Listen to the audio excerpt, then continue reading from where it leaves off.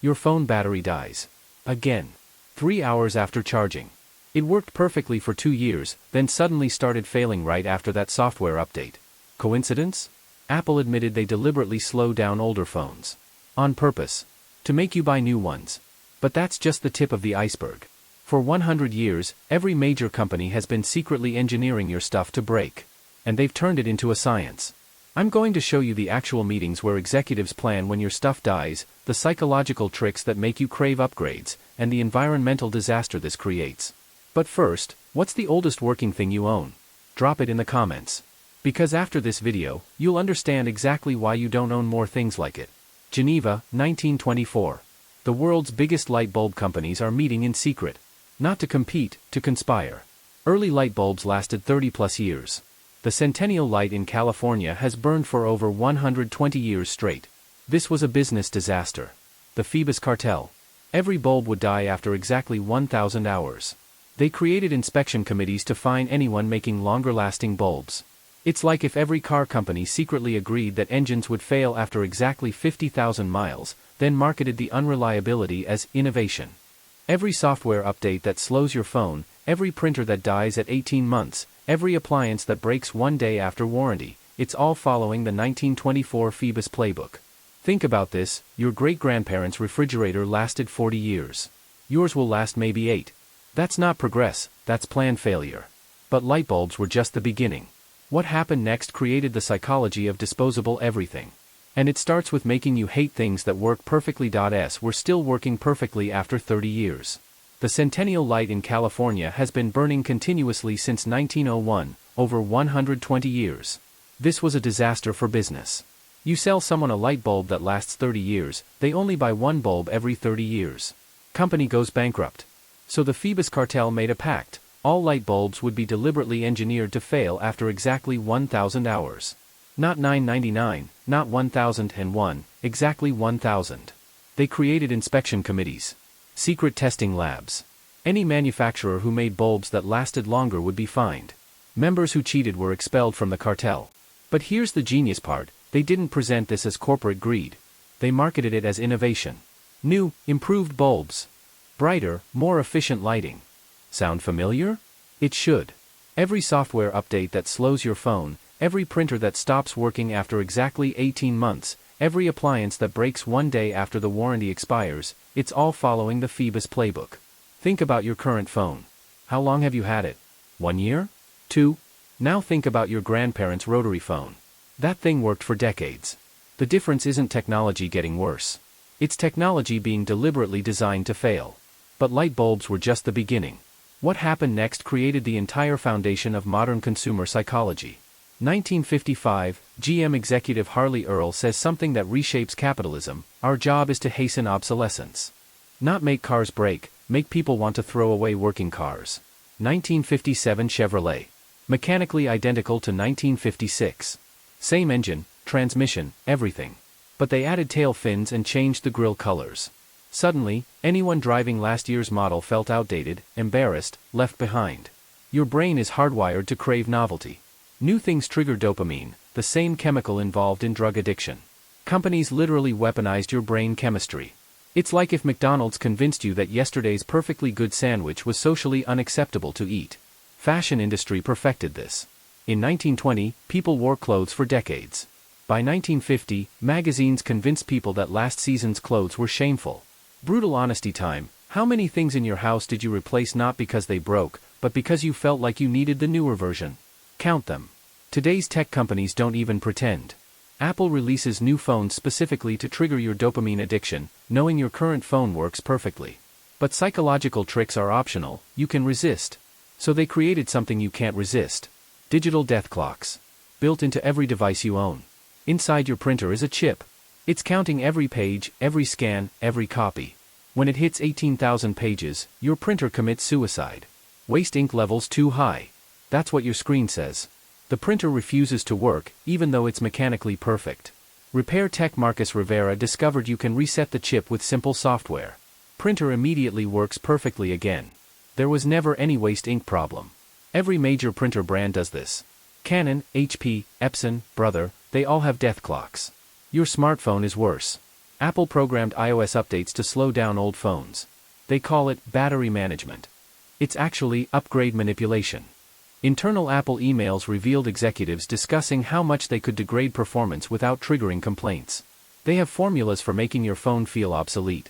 It's like if your car manufacturer sent mechanics to your house every few months to make your engine run 10% slower, until you got frustrated and bought a new car.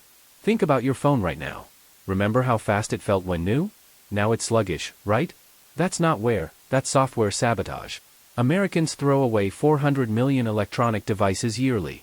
That's equivalent to dumping 11,000 smartphones every minute into landfills. Devices that could work for 10 years are discarded after 2 to 3 because companies stopped supporting them. But the real damage isn't environmental. It's psychological. They've turned upgrading into an addiction. Dr. Anna Lemke treats addiction at Stanford. Recently, she's seeing a new type, upgrade addiction. Sarah upgrades her iPhone every year. Not because it's broken, because she experiences genuine anxiety using old technology. Sarah's brain shows the same patterns as gambling addicts. Anticipation of new products triggers massive dopamine release, followed by a crash that only buying the product fixes. Tech companies created intermittent variable rewards, the most addictive pattern in psychology. Rumors leak, blogs speculate, dopamine builds, product announced, dopamine hit, you buy another hit, novelty wears off, dopamine crash, cycle repeats. It's like slot machines, but instead of coins, you're feeding it $1,000 phones. Add Instagram posts of new devices, and you have perfect psychological entrapment. Everyone's showing off upgrades, making your working phone feel shameful. Average American household spends $1,200 yearly on tech upgrades. Not repairs, upgrades for perfectly functional devices. Honest question, how do you feel when you see someone with a newer phone than yours? Most people feel genuine inadequacy. That's engineered. Apple's product launches use the same psychological consultants who design casino slot machines. Everything is optimized to trigger addictive responses. But your addiction is creating a planetary disaster. What I'm about to show you about electronic waste will make you never want to upgrade again. Agbogbloshie, Ghana. 20 million people live here, surrounded by the largest electronic waste dump in the world. Children burn old computers to extract copper wire. The air is thick with toxic smoke from burning plastic and heavy metals. The ground is littered with the carcasses of devices that could have functioned for years longer. Every year, the world generates 50 million tons of electronic waste. That's equivalent to throwing away 1,000 laptops every second. Here's what's maddening, most of this waste isn't broken devices. It's perfectly functional technology discarded because companies stopped supporting it. Your 2018 iPhone, thrown away because iOS updates made it unusable, will sit in a landfill for 1,000 years. The rare earth minerals in its components were mined in environmentally devastating operations in China and Africa. To make one smartphone requires gold from Ghana, mined using child labor, lithium from Chile, operations that have drained entire desert regions, cobalt from the Democratic Republic of Congo, extracted in conditions that violate international human rights standards. If smartphones were built to last 10 years instead of 2 to 3 years, we could reduce electronic waste by 70%. But that would destroy the business model of every major tech company. Fast fashion follows the same model. Zara releases new collections every 2 weeks. H&M discards $4.3 billion worth of unsold inventory annually. The fashion industry produces more carbon emissions than international aviation and shipping combined. Companies spend billions on advertising to convince you that keeping old things is embarrassing, that upgrading is a sign of success, that you deserve the newest version. Look around your house right now. How many things do you own that you replaced not because they were broken, but because you wanted something newer? Every upgrade you didn't need represents resources extracted from the earth, labor in developing countries, and waste that will outlive your great-grandchildren. But here's the question that should keep every CEO awake at night: what happens when people figure this out? Louis Rossmann runs a repair shop in New York City. He's also become the unlikely leader of a global revolution. The right to repair movement. The idea that you should be allowed to fix things you own instead of being forced to replace them. Apple spends millions lobbying against right to repair laws. They claim that independent repair shops are dangerous, that only official service centers can safely fix devices. Rossmann proves otherwise every day. He fixes unrepairable MacBooks by replacing components that cost $5 but would require Apple customers to buy entirely new $2,000 laptops.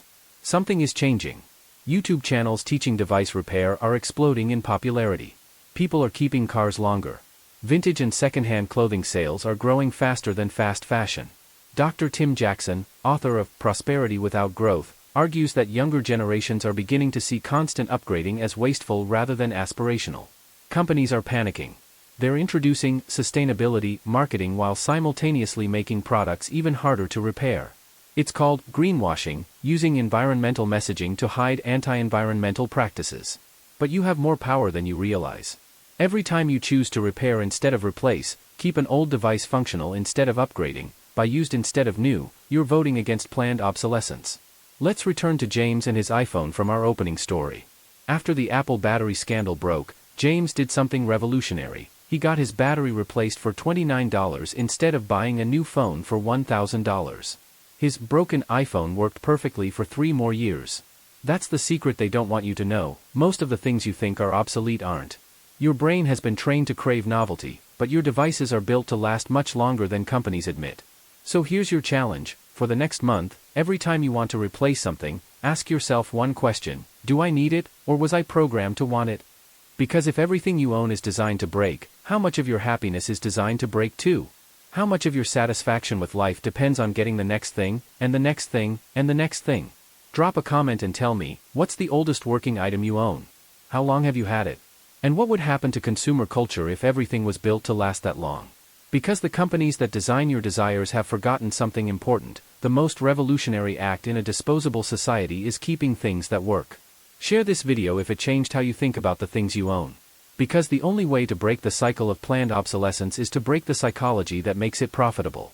And maybe, just maybe, we can build a world where things are made to last, not made to break.